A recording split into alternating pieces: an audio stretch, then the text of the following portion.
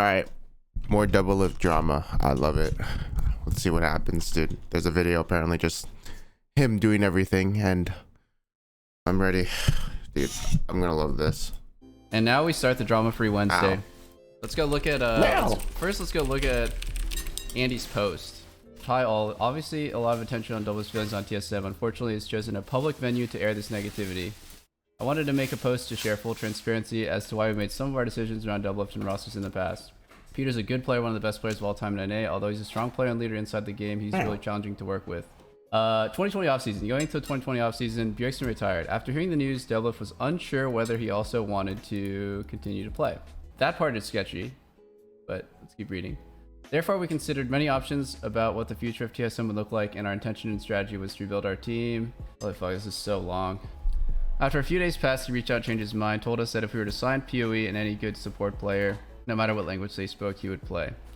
Otherwise, he would look at other teams to retire.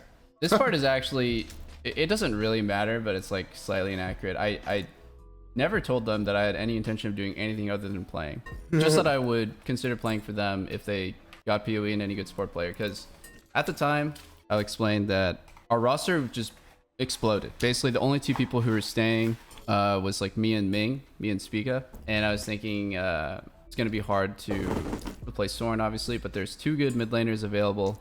Or like, there's two good mid laners that are possible, not available. It was Jensen and PoE. So I don't know if you guys knew, but Jensen re-signed with Team Liquid for 3 years last offseason. So his options were between TSM and TL. I'm sure he had other options too, but he ended up choosing TL. So I was thinking, I really wanted to play with either. I wanted to play with Jensen a bit more because I like him and think we work really well together. And I thought it would be a good replacement for Soren, obviously. Everyone else would just be such a huge downgrade. Yeah. So why is that important? Because we still want to work with Doublelift, we decided to commit to a strong roster that we want to play with rather than using the year to rebuild. Okay, good idea. We committed to signing PoE and a substantial budget. We're looking to sign Huni and others. Also looking to sign good supports such as Lehen, Sword Art, Palette, or other Korean supports. As offseason went on, the conversations with Sword Art were going well. We were deep in negotiations with him. While we were negotiating with Sword Art, we did tell Doublelift there was a possibility the deal wouldn't happen, and he would have to play with Palette or other Korean supports as plan B. Eventually, we hit a snag and were concerned that there was a high possibility that the Sword Art deal may not actually happen. At this time, we reached out to Doublelift about other potential options, including Paladin players in Korea. Doublelift then expressed he didn't want to play with non-English speaking players, including our Korean options, even though he's okay with his roster earlier. Okay, this is just factually wrong. That is just literally just completely factually wrong to the point where like I could like bring up the chat logs about this. That is completely wrong. He explicitly stated that he may not be as motivated if we had him play on our roster that didn't meet his standard of a fully English-speaking roster. This was in November when every other ADC was locked. We were 4 hours away from transferring Lost to EG. Okay, so some inaccuracies I don't really care about, like the whole committed to... Actually, this part does make no sense. Okay, Andy has some memory problems. I'll explain what actually happened here. It's okay if you forgot. At the time, the only thing that was confirmed was me and Spica on the team. There was absolutely no confirmation for anyone else. So yeah, they're talking to Huni, yeah, they're talking to PoE, but the talks actually weren't going that well. I was getting updates every single day about whether Evil Geniuses was willing to part ways with Huni, and it actually looked like it was a no. Like at the time, Evil Geniuses was thinking about keeping Huni as a backup for Impact, and it didn't seem like they were willing to sell him off, or it was like really sketchy. Already, strike one for me is there's no top laner. I can't commit to a fucking roster. There's no fucking top laner. Mid laner. The talks with FlyQuest were actually going really bad. Apparently, like, FlyQuest had promised PoE that, like, Santorin was going to stay. PoE was not confirmed at all. Him saying, like, we committed to signing PoE is super troll to say because everything only fell into place at the very, very end. This is, like, so far away, so much after the time where Andy egoed on me. Also, him saying that I would not be down to play with Lehens is fucking troll. Of course I'd be down to play with Lehens. He's so fucking good. Like, the only option that they presented me was, do you want to commit to a roster with no top laner, no mid laner, and probably Palette? And like, the backups for mid and support are like, if you guys don't know, Palette is like a VCS support that I played against. I thought that he might be good. I wanted them to investigate how good he actually is and if he has good English skills. because I played against this guy at MSI in 2019, 2018, and actually Core, he told me that this guy might be actually pretty insane for, you know, for VCS standards. He's really good. Yeah, I recommended him obviously as someone to look into, and they thought that that was like, we fucking locked him, boys. Like he said it, we're gonna go get him, and then he's committed. It's like, that's not how it works. I'm not gonna commit to a roster with fucking no roster. And all this happened, by the way, it's just like all blew up at once. It's like, okay, Andy calls me, he's like, yo, are you committed to the roster, just even if it's total shit, if it's Palafox or like our backup Korean mid laners and Pallet, and like we don't have a top laner? And he put me on the spot, and I was like, no, I don't think I would work well in that environment, honestly. Like, I don't feel good about it. And then he's like, okay, well, fuck it then. You don't have a spot on a team anymore. That is actually how it went down. And I even after he put him on the spot or in a roster like that, you have to think about it with like I feel like a detailed message back and being like, here's my thoughts on each player. I think you could have done like this swap and not put this mid laner here or whatever. But like, yeah, you can't put someone on the spot. Like that's just a straight up no. You gotta think of what is he gonna say if you do this, right? And the answer, I mean, you could just think it through. There's a no.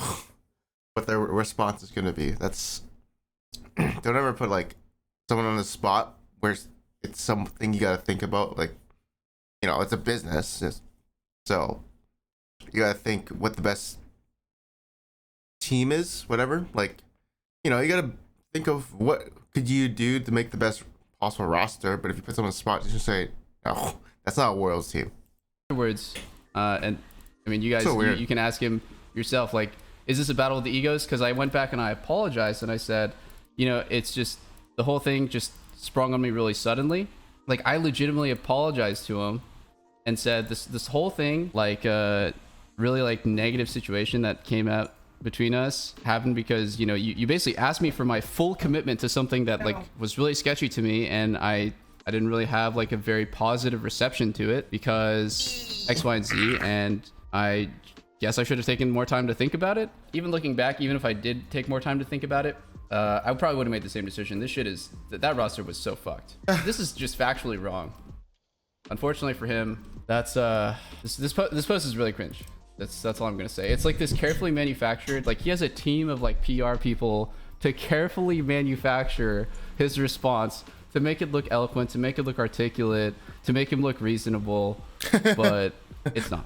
Actually, I'm gonna go back and just let me actually step back really fast and just say the reason why I don't like Andy has very little to do with the fact that he like the off-season stuff, right? Like if he doesn't want to work with me in 2017 and lets me join Team Liquid, he doesn't want to work with me in you know, last season.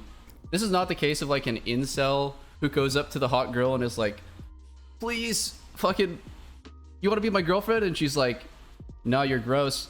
And because he's rejected, he just thinks like, man, these fucking Stacys, man, they all suck. They just like Chad Cock. Like this is not like I got rejected and now I'm just like lashing out. People say that in the comments, they're like, I'm so surprised. Like, I thought Doublelift was really happy streaming. Like, I thought he was enjoying his life. You know, he seems to be happy, you know, but inwardly he just has all this like hate, and like he actually secretly longs to like play again. And it's like, dude, I'm flattered. Like, I'm really glad you think I'm that good of an actor. I don't think I am, but yeah, no, the truth is, guys, that I'm not actually a good actor. Like, I actually am happy, and part of the reason why all this stuff is so like my off season sort of like poking my head out and stuff, I wanted to keep it low key, is because I was just exploring an option. I think it would be stupid to not like be diligent, explore the option. I wasn't secretly like super butthurt that, you know, oh my god, I don't get to play. It's not like that at all. People actually, some of my friends messaged me, they're like, I thought you were perfectly happy streaming, and I'm like, dude, I am. Really, all this stuff is just because I don't like Andy. Tired of him getting away with a bunch of random shit. It actually, to be honest, this whole conversation even started because I got so annoyed with people asking me like, why would you even consider playing again? Like, why would you even want to play again? I thought you were happy. And it's like, I didn't plan on stop playing to begin with. And that's what I thought. Why. That's weird. Like, I didn't just fucking wake up one day and I was like, yeah, fuck it, I don't want to compete anymore. But, you know, I made my peace with it and it's all good. Just don't like Andy. and I'll explain why after reading the rest of this post. So let's see here. Peter has misconception that he's replaced both times solely by me, but in reality, the decision is made collectively by the players and staff he works with day to day. I mean, could be getting lied to by the people that I know, but I've talked to quite a lot of the people on TSM. I think I know quite a lot of the picture. Let's see here. Even after shit swore committed to TSM, we collectively thought that committing to loss was the best decision. Sure, that's fine. I really don't care. If that was the case, I really don't care. Hope this is a learning lesson for Peter as he's gone through this several times in his career. I love the like holier than thou attitude from this guy. One of the most disliked people I know. He's clearly one of the best, or one of the he's clearly the best, one of the best. Despite his skill, it's difficult to work with. Teammates since have multiple teams have chosen to remove him because of it. He needs to understand that every spot is earned, not guaranteed. Totally get it. So why is he publicly speaking out against TSM now? I assuming he is upset because we weren't interested in working with him. Yeah, definitely not. He was exploring his options. We were not interested in working with him for these reasons. Okay. So this is the part where I'm like, he's just projecting. Like he thinks because he, I'm like upset that he like doesn't want me on his team. I don't want to work for this guy. Like, I don't like him. I just don't like him. So it's definitely not like, yeah, like I said, the incel who gets rejected by the girl and then starts flaming her for being like a whore or something. It's definitely like all this stuff just came out. Somebody actually messaged me who worked for TSM in the past. I'm not going to say who. They're like asking me a lot of the stuff that you have to say about Andy is honestly, it's unrelated to the last offseason, right? Like there's like two different things. And I think that's where I went wrong. I think the fact that all of this is about like the focal point of all this stuff is about the offseason. Oh, that's where I went wrong, guys, because that's not what it's about. Like it's a very small part of the bigger picture. I never should have allowed like any of my own personal experiences with him to kind of like bleed in, because then it just makes me sound like I'm just like vengeful and I have like an ulterior motive to what I'm saying. So like fuck all this like random, literally just lies in his like you know, talking about the offseason. I this is such a small part of it. Like just don't like him. I'll show you guys something really interesting here. Do you guys remember when Andy went on Twitter and flamed Vulcan, told him he would work at McDonald's? Who's this? Do you guys remember Vice President of Operations, TSM Managing Member, Okay. When Andy went on Twitter and flamed Vulcan, told him he would work at McDonald's if there was no import rule. And it became a meme, right? Like Vulcan leaned into it. It's funny. People don't like working with him. It's funny that he has this holier than thou attitude about it, because he's like a bully who gets away with being a bad person because he's powerful, because people are afraid to stand up to him. And that's what I'm sick of. That when I was talking to my friends last night on Discord, that's what I realized. I'm sick of somebody who's basically just a bully getting away with it because it's in everyone's best interest to not get in his way. And I will show you all of the examples. They have nothing to do with me about why. This is the, what is it? He's like the COO, right? No, he's the VP of operations. He's not following him back. This is a month ago. His right hand man, these guys are like, it's basically his butt buddy, right? It's the guy who like basically licks his butthole 24/7. He tweets, eating with Lord TSM Reginald. He says if he comes back to coach the whole team, we would guarantee first for spring and summer next year. How fucking yikes is that if you're Bjergsen? Just think about all of the different things that is going on here. So he's basically saying that he would do such a better job than Bjergsen did last year, that they would guarantee first. For those people who think that, first off, it's fucked up to say. It's so disrespectful. Imagine if you're any part of the coaching staff or any part of the team. It's just like he knows so much better than you that like he thinks that if he just stepped in, if he was just able to step in and be the coach, that the team would just turn around because he's God's gift to the game.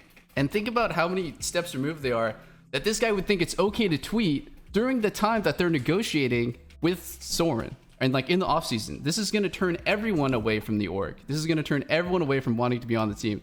It's just cringe. Okay, and then there's also the argument that you can make is like, oh, he's joking. But then it's obviously not a joke, right? Because this is somebody who steps in every single playoffs and ruins the team atmosphere. In fact, on my last split on TSM, I had a meeting with Walter and Soren in the gym. And the meeting was about how can we get Andy to leave us alone during playoffs because he's making us all depressed. So that's Walter. Okay, so Walter's there too. And Soren in the gym, and the meeting was about how can we get Andy to leave us alone during playoffs because he's making us all depressed.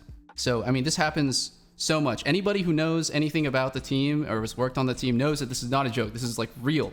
This is like a legit statement. So it's just such a like crazy thing to tweet, man. It's just such a crazy thing to tweet. And just like I said, imagine that you're a coach on the league team.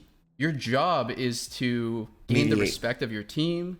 It's to work with your team and give them the best chance of winning. And like your boss legitimately thinks like this. I don't really have the tweets on hand, but like you guys remember about when he flamed Vulcan, telling him that he would work at McDonald's if there wasn't an import rule. You guys remember when like during TSM series, Andy legit came out and said that they lost because of the draft. And it's like Soren is coaching that team. They're in the middle of a series and Andy's like, we're losing because of coach diff. He's literally just tweeting this in the middle or at the end of the series. Did you guys forget that like Bjergsen was coaching? I kind of did, right? Like I didn't realize it till like now he's explaining it, and I kind of remember saying draft diff or stuff like that, but no one really like. I guess he's flaming TSM as a team, but I guess since draft is more allocated to the coach, then the coach gets kind of all the say like on what to pick, right? So it's kind of blaming because it's not a team, it's not a player saying we should play this, it's the coach saying gotta play this, do that. I think that's usually how it works. But if I was the player, I would do both. Maybe that's what you would think, right? If you're a player, would you listen to your coach, or would you just play like, I think we should play my comfort, my new one trick, you know? The new looks good here. I don't know though. I feel like it's kind of a team effort. It could go both ways, but maybe coach actually does decide the draft all the time, and he's got the cookbook for everything. It's crazy. It's fucking crazy, man. It's crazy. I've said some fucked up stuff. I can be rude. I can have a huge ego. I can be a dick. But I just can't imagine any of this stuff. And here's the thing, like the thing that makes me so upset and like why this like got an emotional reaction out of me yesterday is because this guy gets away with this stuff because he's powerful, because he has people covering for him, because no one wants to stand up and say this guy's fucked up, because he's the owner of TSM. You would never want to burn that bridge. Like imagine if I was Vulcan, right? Of course if I was upset by that stuff, I would just play it off. Like I'm not saying that he is, but I'm just using it as an example for like, you would never want to burn that bridge publicly or make an enemy publicly because it's in your best interest not to. There's people who work for him. Like you never want to piss off your boss. You never want to have a bad relationship with your former employer. And like, I don't expect anybody to come out, but just go out and ask people, guys. Go out and ask like Sven and Mithy how it was to work with this guy. Go ask fucking Svenskeren, who I'm pretty sure still has like emotional trauma about this shit. And like, you'll probably get to piece together the clues, okay? Like you will understand why people want to get away from TSM. So when I say that I hate TSM, I shouldn't have said that, because I think there's lots of amazing people who work at TSM. Obviously Lena worked at TSM for a whole year. I have lots of friends who still work at TSM. Like I have friends who, and they'll be my lifetime friends. It's not that I'm like, I have this like blind hate for everything TSM related. I think TSM fans can be great.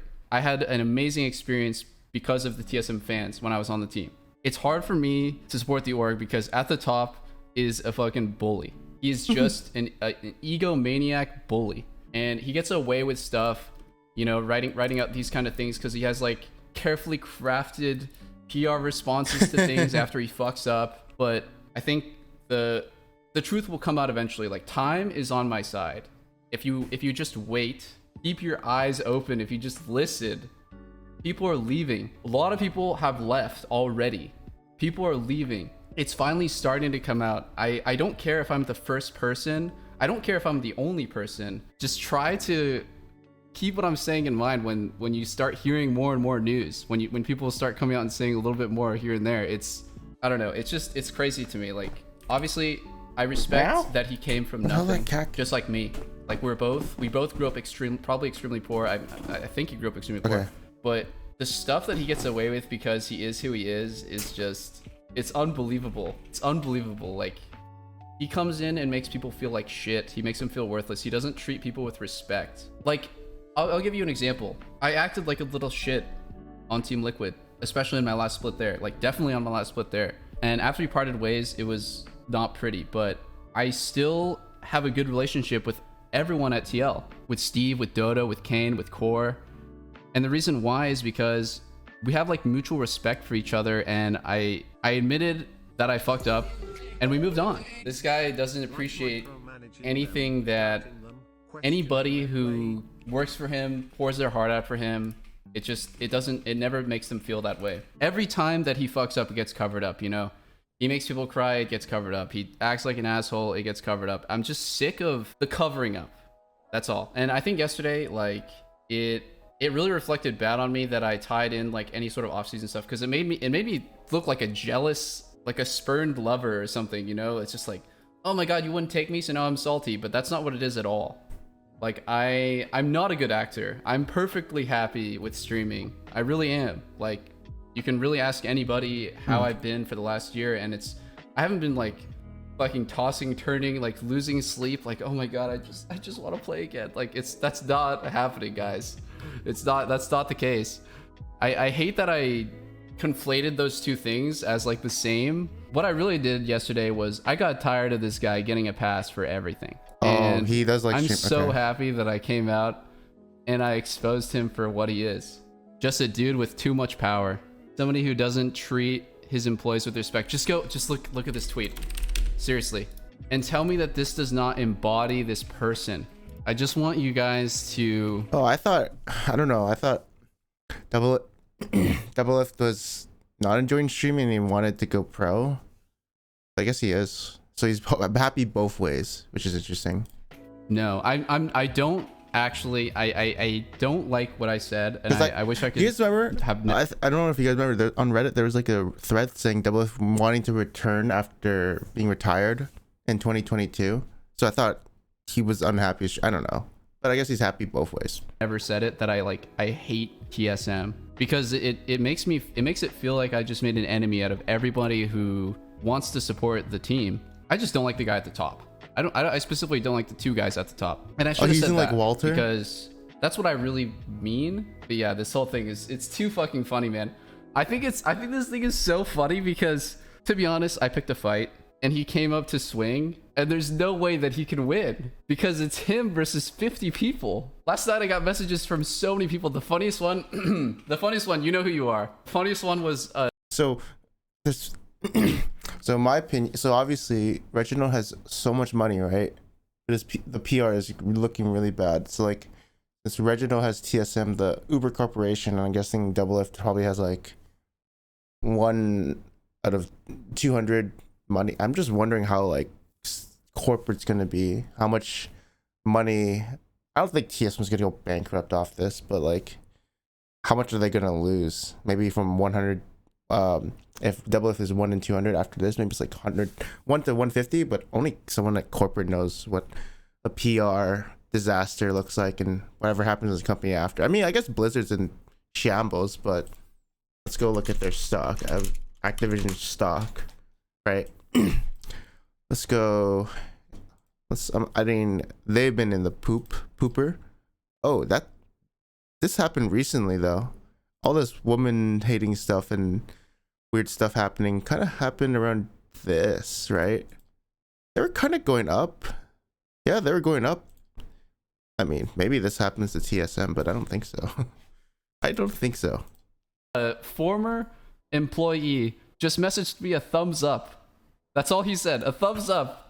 And then like so many people came out and messaged me and were like, they're supportive. Fucking Sword Art messaged me on WeChat, and I'm not gonna tell you guys what he said, but he was supportive. Like dude, it's just so funny. There's so many people who've either worked or continue to work at or like still work at TSM, and they know exactly what I'm talking about, dude. It's just so fucking funny because this guy came up to fight me and it's like, you have no chance of winning. It's you versus 100 people. Like, what do you think is gonna happen? Oh man, I'm there's really just so many curious stories, man. Like, I got a message about. Yeah, like this is a player versus someone at the top level, right? And obviously they were like equal in season 3 or 4. Then Reginald took over TSM and that expanded. That went super huge. And then Double is just a player. I'm just wondering like what's gonna happen to Reginald and TSM. Maybe Reginald resigns, still has shares in TSM, and then Lena takes over the company. I don't know. Someone goes at the CEO at the top. Reginald just AFKs from it all. I'm really curious. Draft diff in the middle of a fucking series. How disrespectful to Bjergsen, the guy who gave you everything, is that? Bjergsen is never going to come out. I'm actually gonna go try to find it. I'm sure this guy's. He's in here. He's in incognito mode. There's tears in his eyes, man. He's sweating. He's losing hair, and he's for sure going through his Twitter right now and deleting shit. But let's see if I can go find it. Bjergsen is the guy who gave your team everything, all of the fans, all of the success. He poured his fucking life into your company. It was his mission to bring your team success. And you're tweeting draft diff in the middle of a series. Does anyone have the link to this? Okay, somebody links it. It's just crazy, right? Like, I don't need to present the evidence. The evidence comes out every fucking 2 weeks. Like, it's just so funny, man. It's just so funny. And like, can you play this off as a joke when it happens so often? Can you say that it's just a meme? He's like, haha, we got outdrafted. No, he's 100% serious. It's so funny, man. It's so funny. The guy who gave you... I guess he would say GG will play Cloud9. Damn, the better team won today. Like, then you're flaming the team. But if you say outdrafted, it's kind of towards the coach. So GG will play Cloud9. The better team won today. Sucks. Or you could say like, GG will played. We'll try harder next time or something. I don't know. Right? So I guess that makes sense. The way it's worded is kind of important and says what he's feeling. He could have went and coached for another org. He could have went and taken his incredible talent. Bjergsen, the guy who he's like a perfect fucking player. He's a perfect person. Amazing brand rep. He never gets into drama like me. His ego is so in check. Like, the guy is a fucking saint. He's a living saint. And you go out and say shit like this. And what happens, guys? People sweep it away. People just forget about it. People just think, oh, that's just Andy being Andy. Well, I'm fucking sick of this guy being Andy. I'd rather him be someone else, or I'd rather him not be there. It's just crazy, man. The way he treats, yes, the way that he treats people, it's a lack of respect. It's a lack of human decency. That's what it is. It's just so funny. Like, he comes out and says like, oh, Doublelift's just so butthurt because we didn't want to work with him this offseason. It's like, bro, like, open your fucking eyes. Like, that's not what are you trying to say? Like, I'm so confused here. Like, I'm literally coming out here. I'm on TSM's payroll, and I'm literally losing money. I'm gonna be like, finally I'm gonna be taken off, right? Because I don't want to work with this guy. I don't want to have anything to do with him.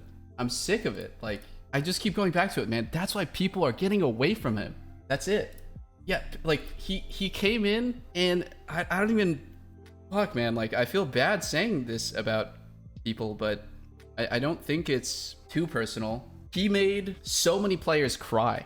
So many players. I don't want to name them, actually, because I feel like it's not my story to tell. So I would just say that he made a lot of players cry. You would be very fucking surprised at how many of maybe your favorite familiar faces in LCS legit mental breakdown because of how badly they're getting berated, how badly they were just getting verbally assaulted. It's the case of like a bully behind closed doors who gets covered up. That's what I'm serious. It's literally the case of like the guy, like a fucking a TV show where like a dude is like, you're at a boarding school and the dude's like just picking on people, and his like dad is the dean. His dad is like the principal, so he can just do whatever the fuck he wants. Thank God that I'm so glad that like finally people are opening their eyes. Or maybe they're hearing about this for the first time, dude. You don't even have to only take it from me anyways. Like, I understand there's people who don't like me, who think that I'm exaggerating, who think that I'm you know why I like Doublelift? Doublelift? Here, I'll show you. I'll show you, actually. Oh, do I show this? I mean, it was like a year ago. Let me check. Oh yeah, this is what he said. I can just screenshot this. Ooh. I can screenshot this. This is 2 years ago.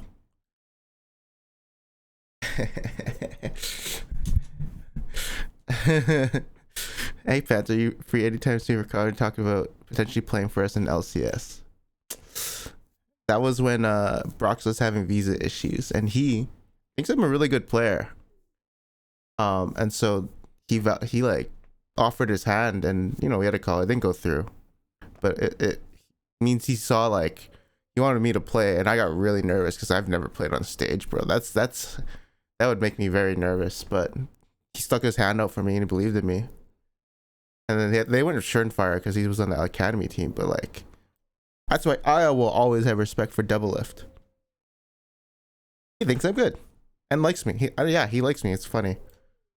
Just wait. You don't have to take it from me. That's okay. You don't have to believe just me.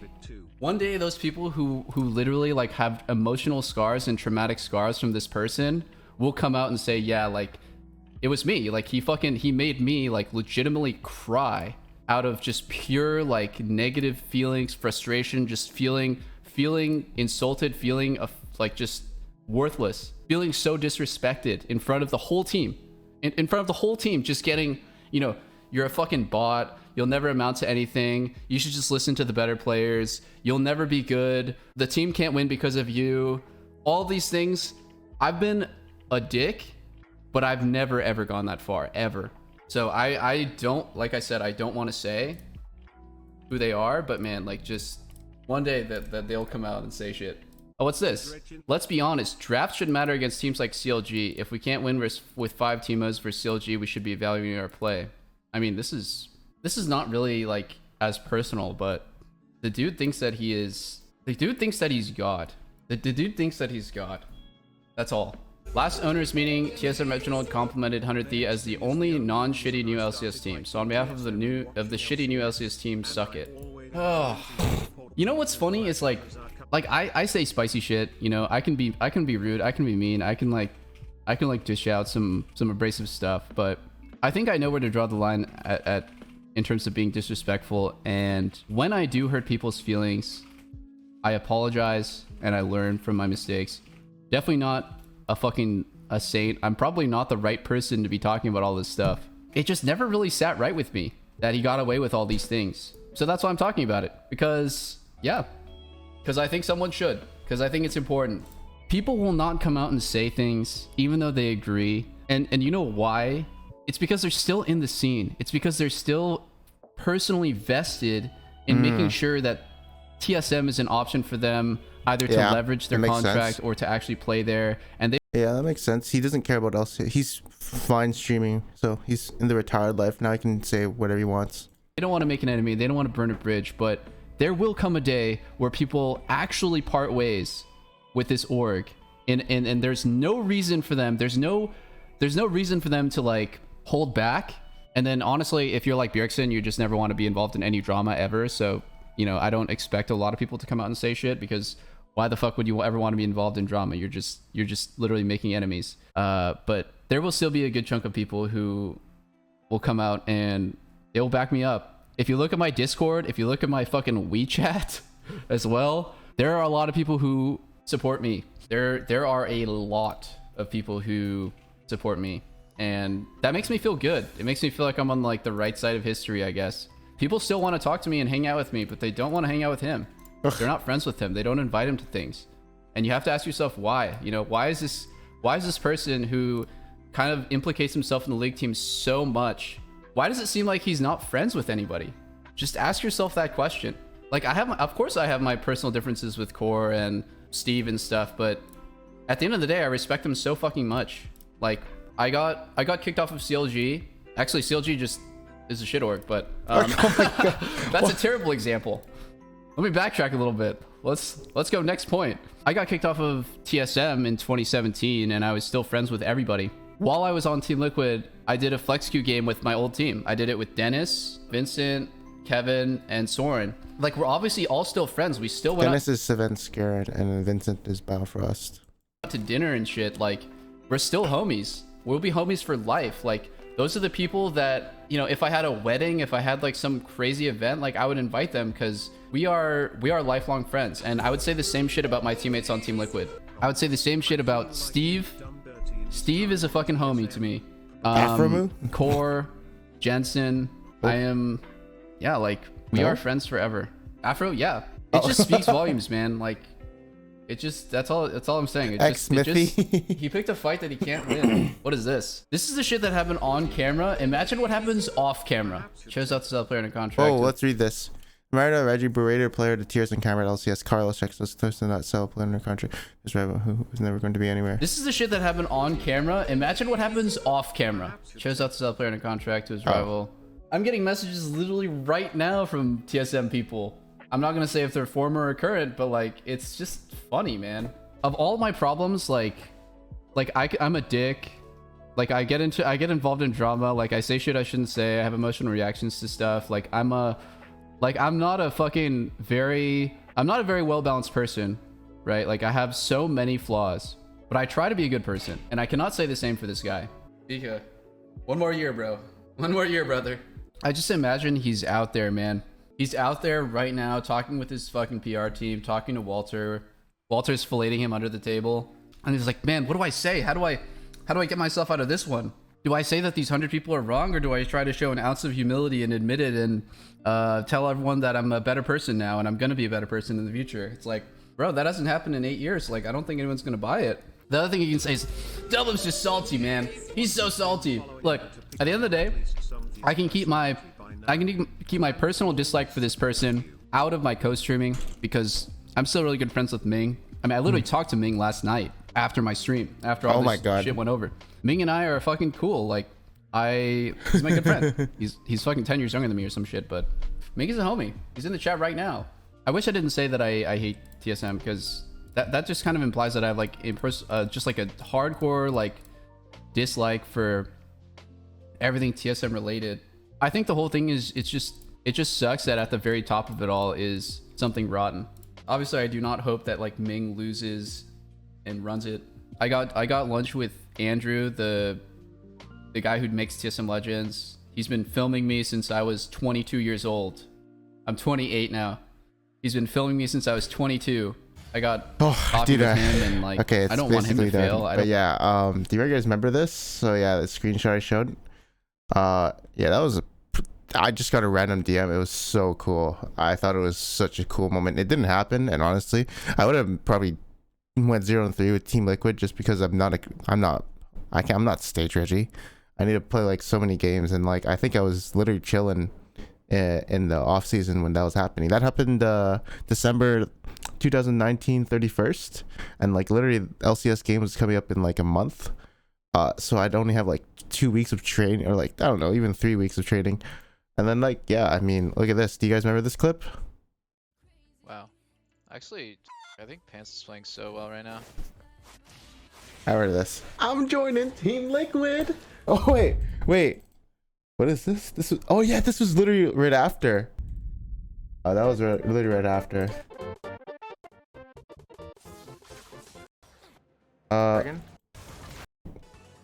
Where does he say it though? Let me check. Is it right here? I think it's right here. Holly. Oh, I missed it. Wait, where is it? Did he not really clip it? Oh, here, it's right here.